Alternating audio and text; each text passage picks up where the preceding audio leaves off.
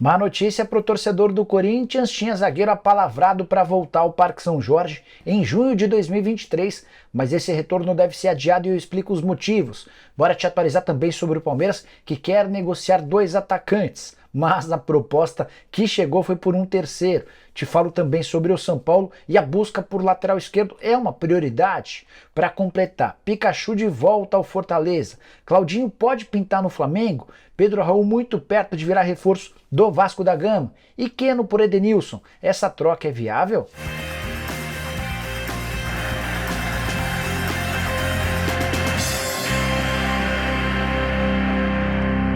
Fala aí pessoal, sou Jorge Nicola, bem-vindos a mais um vídeo do canal. Para quem não me conhece, jornalista esportivo, trabalhando no meio há bastante tempo, e a missão por aqui é deixar você por dentro de tudo que tá rolando no mundo da bola. Para não perder nada, só apertar esse botãozinho vermelho de inscreva-se, ativar as notificações e se curtir o vídeo deixar like também, beleza?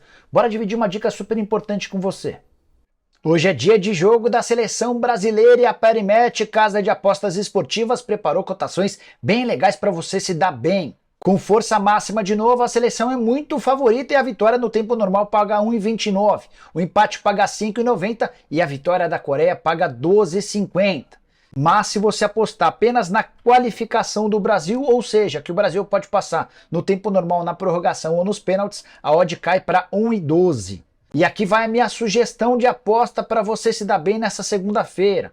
Aposta no resultado do intervalo e no tempo total. Se você achar, por exemplo, que o Brasil vai ganhar no intervalo e no apito final, pega essa cotação de 1,88, é o que eu vou fazer, vou colocar R$30. Agora, se você achar que o que aconteceu nos últimos jogos vai se repetir, com o Brasil indo para o intervalo empatando e vencendo no segundo tempo, aí a aposta vai em empate e Brasil com cotação a 3,55.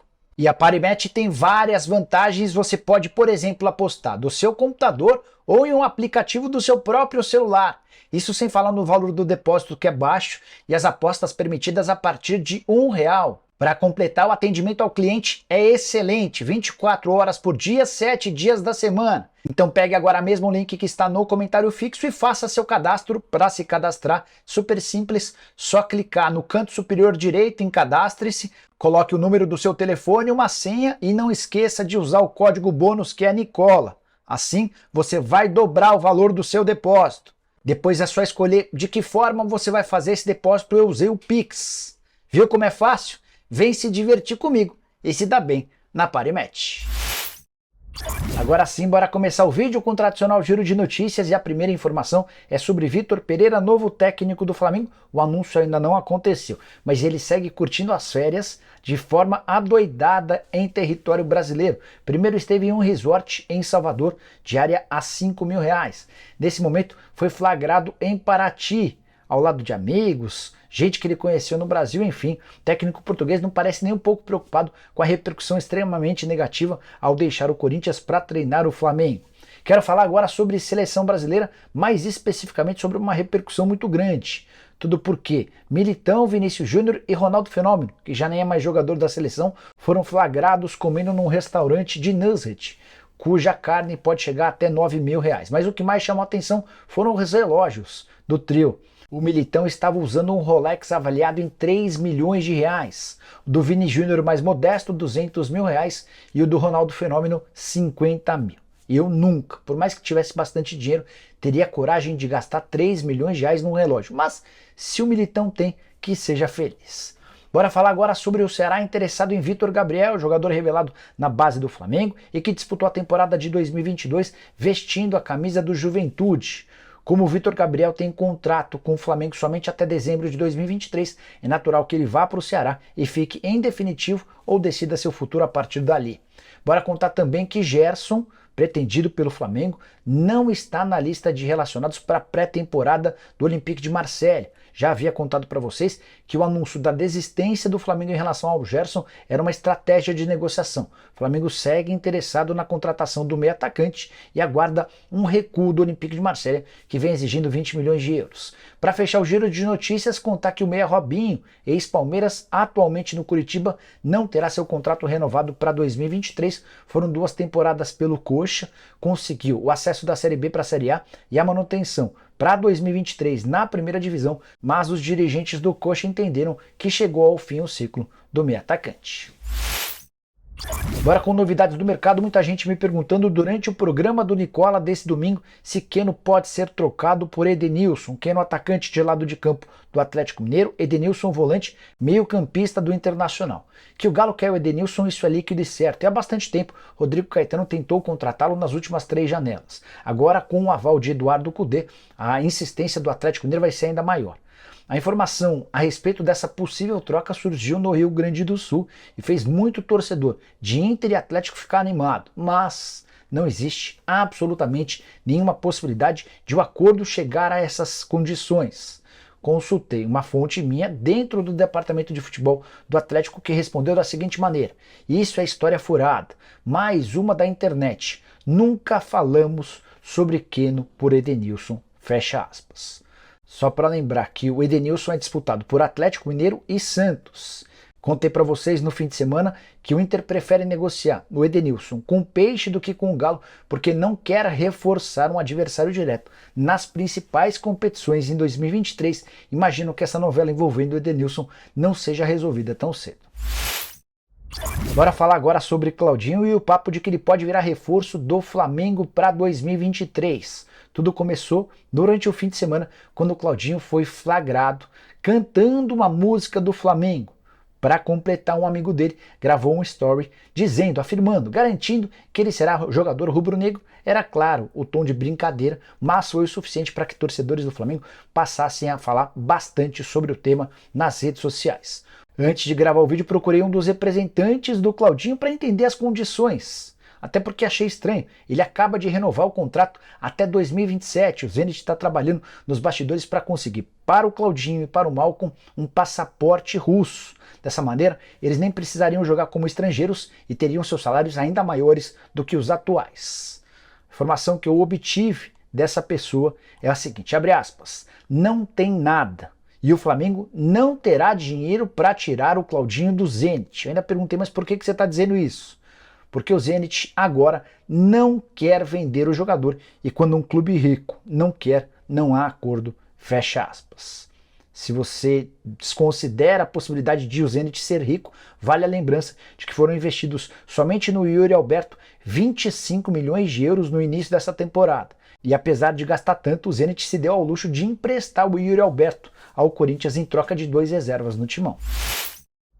Agora de boa notícia para o torcedor do Vasco que anda ansioso em relação a reforços. Quero falar sobre Barbieri e sobre a chegada de Pedro Raul, começando por Barbieri. Está prevista para essa segunda-feira uma última reunião para tentar sacramentar a contratação do ex-treinador do Red Bull Bragantino, técnico que fez bom trabalho em Bragança Paulista e é o principal alvo da 777 nesse momento. A partir do anúncio do Barbieri, várias outras contratações também serão divulgadas. Entre elas a do Pedro Raul. Quero contar para vocês que está tudo praticamente fechado. Já tinha dito na semana passada sobre um acordo verbal entre o Pedro Raul e o Vasco. Salário, tempo de contrato, luva. Pedro vai ganhar cerca de 500 mil reais por mês por um contrato de 3 temporadas com a camisa Cruz Maltina. Faltava o sim do Caxias Reysol, que é dono dos seus direitos econômicos, e essa coisa avançou bastante durante o fim de semana. Tanto que um amigo do Pedro Raul via o WhatsApp e me escreveu o seguinte, abre aspas, o Pedro Raul está bem perto de virar jogador do Vasco, fecha aspas. Atacante de 26 anos de idade, com passaporte português, que na temporada de 2022 foi muito bem vestindo a camisa do Goiás por empréstimo. Só para fechar, vale a lembrança de que o custo da operação junto ao Caxias Reysol vai gerar entre 18 e 20 milhões de reais. Informação exclusiva, Iago Pikachu está de volta ao Fortaleza, fui o primeiro a falar sobre o tema durante o domingo. Uma fonte minha me procurou para assegurar que o meio-campista, agora atacante de 30 anos de idade, havia acabado de acertar o retorno ao Fortaleza. Fui checar a história e posso garantir que ele vem por empréstimo de uma temporada de graça. O Fortaleza só se compromete a pagar 100% dos salários do jogador, que havia sido vendido por 800 mil dólares na metade do ano para o Shimizu S-Pulse. As coisas no Japão não deram certo, o Shimizu acabou rebaixado como penúltimo colocado e aí ficou muito caro para o Shimizu manter o Iago Pikachu para a temporada de 2023. O Fortaleza, inclusive, já sabe quanto vai precisar desembolsar para comprar o jogador em definitivo. Mas eu queria destacar que a temporada de 2022 vai terminando de forma bastante feliz para o Fortaleza, que conseguiu bancar a manutenção de Vojvoda, segurou Caio Alexandre Galhardo e ainda de quebra ganhou um excelente reforço. Pikachu, que em 2 temporadas com a camisa do Leão fez 94 partidas, 29 gols e mais 16 assistências. Quero esclarecer um ponto importante sobre o São Paulo. O tricolor tem na lateral esquerda uma prioridade? Essa pergunta faz bastante sentido, levando em consideração que Reinaldo, titular nos últimos anos, deixou o tricolor sem render qualquer centavo. E a resposta é, nesse momento, o São Paulo não pensa em trazer um lateral. Pelo menos um lateral que chegue para ser titular absoluto.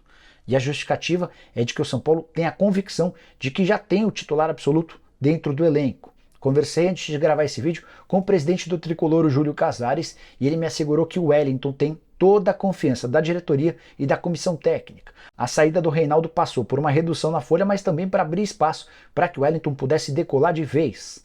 Atleta que, apesar de muita inconsistência, é bastante observado por clubes europeus. Só para arrematar, quero dizer que não virá nenhum lateral esquerdo? Não, não é isso. O que o São Paulo tem dito é que pode trazer um lateral esquerdo que não chegue para ser titular, e sim para compor o elenco. Vou citar um exemplo. Juninho Capixaba, jogador que fez grande temporada com a camisa do Fortaleza, foi sondado pelo São Paulo. O tricolor acabou desistindo porque entendia que o Juninho poderia protagonizar as atenções na lateral esquerda. Um nome bem mais barato e que caberia nesse perfil que o São Paulo busca é do Jefferson, lateral que pertence ao Atlético Goianiense. No começo do vídeo contei para vocês que o Palmeiras tem 2 atacantes que ele adoraria negociar, Breno Lopes e Navarro, mas a proposta que surgiu durante o fim de semana foi por um outro jogador, Merentiel, uruguaio, 26 anos de idade, comprado na metade do ano por 7,5 milhões de reais junto ao Defensa e Justiça.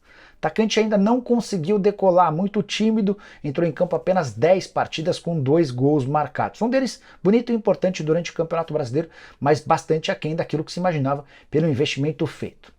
O Cruzeiro tem a intenção de contratar o Merentiel por empréstimo, o primeiro contato entre a diretoria já ocorreu e o Palmeiras deixou claro que nesse momento pretende a manutenção do Merentiel. Talvez um negócio em definitivo que recuperasse o investimento pudesse ser bem avaliado, mas o empréstimo está praticamente descartado. O pessoal da Rádio Itatiaia foi quem trouxe a informação sobre o interesse cruzeirense no atacante.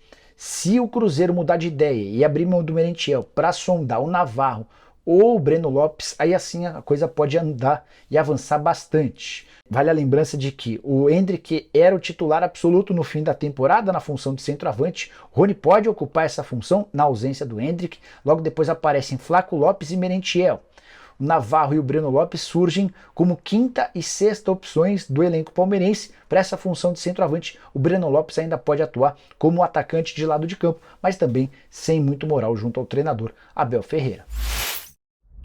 Quero fechar o vídeo para falar sobre um zagueiro que havia dado a palavra de que voltaria ao Corinthians em julho.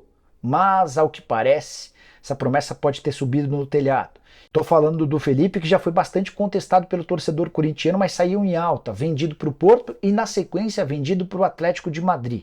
O momento dele na Espanha não é dos melhores, ainda assim conseguiu a prorrogação do contrato por mais uma temporada até junho de 2023. O Corinthians havia tentado contratá-lo em julho desse ano, não houve acordo, especialmente depois da prorrogação do contrato. Mas nessa renovação, Felipe deu sinais de que voltaria ao Corinthians assim que a passagem dele pela Espanha terminasse.